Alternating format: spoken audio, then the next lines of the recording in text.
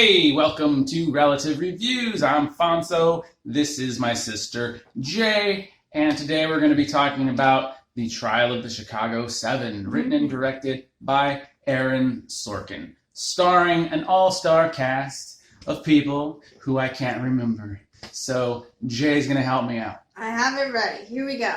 So we have Sasha, Baren, Cohen, Eddie Redmayne, Joseph Gordon-Levitt, Yahya, Abdul, Mateen II, hopefully I pronounced that correctly, Jeremy Strong, Mark Rylance, and Frank Langella. Beautiful. The film is a true story based upon the famous trial held in 1969. The famous Chicago 7 are being put on trial for conspiracy to overthrow, to incite a riot. Conspiracy, yeah. You're right. There's riots at the Democratic Convention in Chicago in 1968. So the film follows our characters and we see what happens. I'll start with you. What did you think, Jay? All right. I liked it. I thought it was a good movie. It seemed like a really long TV episode and not as much like a movie necessarily. I don't know if you would agree with that, but it's just something I thought of. Definitely feels very Aaron Sorkin-y with the quick, witty dialogue, lots of information. And I didn't know anything about this historical event. This is like number 527 historical event that I was never taught of in school. So worthless. Your education is worthless. So I didn't really know anything going into this movie. So I felt like I needed to pay attention, especially to make sure I knew what was going on. Yeah. But I did like the fact that they didn't tell you necessarily what went on. They sort of just throw you into this trial, and then they sort of cut back to what happened, what went down at the riots or the convention, so on and so forth. So I enjoyed it. I thought the drama was good. Even the humor was good. There's humor sprinkled in there. The characters were funny. Definitely a lot of good dynamics between them. I like that they didn't really necessarily get along all the time.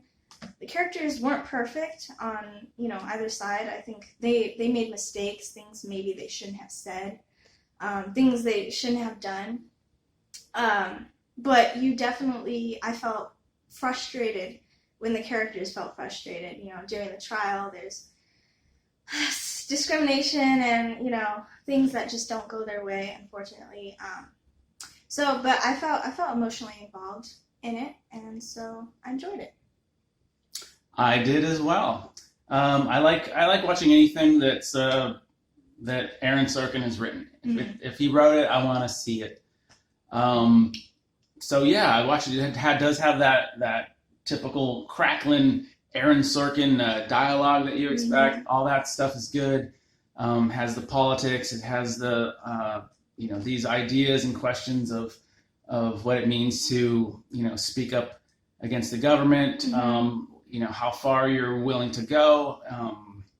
And it shows pretty fairly the different sides, because not only do you see the perspective of these protesters who are protesting the war in Vietnam, it also shows you the other side, particularly in Joseph Gordon-Levitt, who's the prosecutor.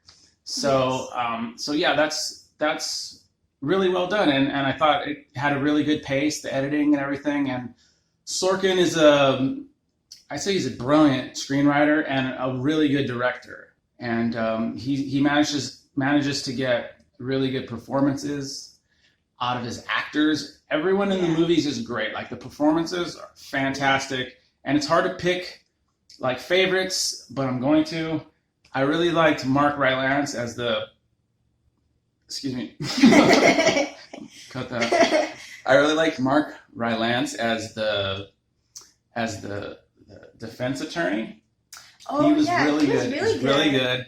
I really liked Eddie Redmayne as Tom Hayden. I thought there was just something really powerful. Like you just believe him as his character. Like you never get the sense that he's acting. He just becomes. You just see that dude.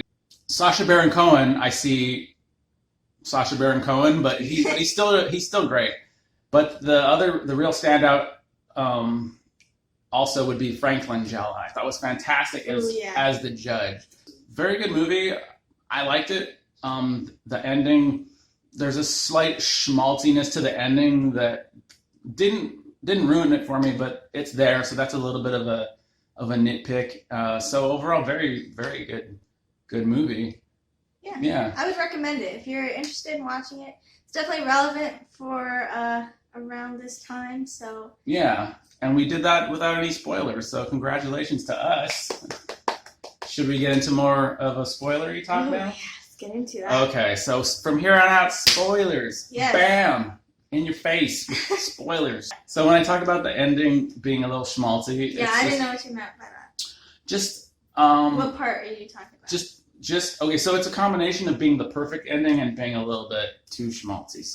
So at the very end, as a response to the judge, this is just before the judge is gonna lay down his verdict. They're allowed to speak, and Eddie Redmayne's character, Tom Hagen is from The Godfather.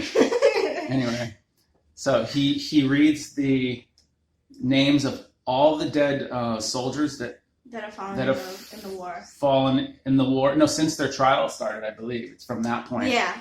Which is great because they set that up early in the film. One of the other characters he's like writing them down. Right. So he doesn't forget what it's all about. Yeah. When the trial is happening, that's really what it's all about. Is these dead soldiers in Vietnam. So that was really brilliant. But the music sort of swells at that point, and people are clapping, and it's a little bit cliche, it's a little bit schmaltzy, but it's still satisfying enough. And I knew that Joseph Gordon-Levitt, who's on the other side, was gonna stand like show some respect for the fallen. Yeah, and he's great, and but I liked it. Like that didn't at all ruin it for me, but it was just like, okay, this is a movie, and it felt like a movie moment. And it felt very Spielbergian, is what I thought. Spielbergian? Yeah, like very much Steven Spielberg-ish. I can see that. Yeah. And as it turns out, I read that Aaron Sorkin, in fact, wrote the film for Spielberg to direct back in 2007. So there is a rapid pace to the editing at times, and I think he does a really good job of keeping you engaged in the story. But I guess one downside to the film is that there is so much going on that it is hard to keep track. Because he's drawing from all this actual history with all these characters. So I'm sure it was hard to sort out during the writing process. I think it would have worked better as like a miniseries, like a 4-part miniseries. I think would have been. See, that's great. What I mean when I say it felt like a really long TV show. Like it did not feel like a movie. It didn't feel like it had like a structure necessarily. Like there's times where it cuts back. When someone mentions something specific that happened before, then they show you what happened. But as far there's a lot of flashbacks and it jumps around. There's a lot of flashbacks, but that's sort of, correct me if I'm wrong, but that's usually kind of what Aaron Sorkin does, right? Yeah, sometimes. Yeah. Yeah. I didn't know much about this trial, and I didn't really know how like crazy it was. You have a judge who's like really like. He's obviously biased, but then at the same time, he believes himself to be perfectly fair and perfectly reasonable, and he's not. He's unreasonable and maybe a little Alzheimer's-y, a bit deranged. Like he can't remember names and keep things straight, and he's just like smacking everybody down with contempt of court all the time, even when they haven't really done much of anything. Yeah. And then Bobby Seale, who's the head of the Black Panthers, hasn't. You didn't have a lawyer for the whole thing. The whole thing, and you're That's like, against the law. That doesn't seem right. I don't know. I'm no lawyer. I didn't pass the bar, but that doesn't seem cool. And then there's a really rough scene where he gets gagged. Yeah, they chain him and gag him. Yeah. And that scene was pretty brutal. So there's this part where you think that Eddie Redmayne may have started the riot. So I thought that part was like particularly like really like intense. Yeah. Yeah, and I like that the film like kept you off guard as to what actually happened. The film has you rooting for those characters, but it balances it pretty evenly. Yeah. Where like they might have been violent. They might have done things they really shouldn't have.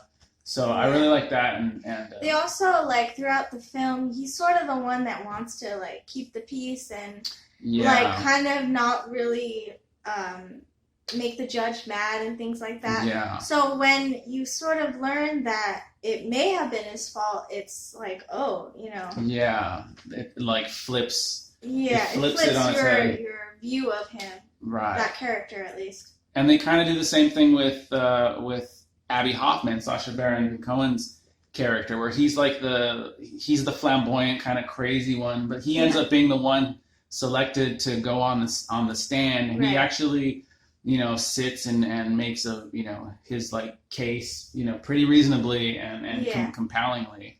It was good. It's worth seeing if you're interested in history, or if you're a fan of Aaron Sorkin, or if you just got nothing else to watch on a Tuesday. It's a good. Yeah, it's worth a watch. It's a good movie. So anyway. Yeah. Thanks for watching, everyone. Thank you. And we'll see you next time. Like and subscribe.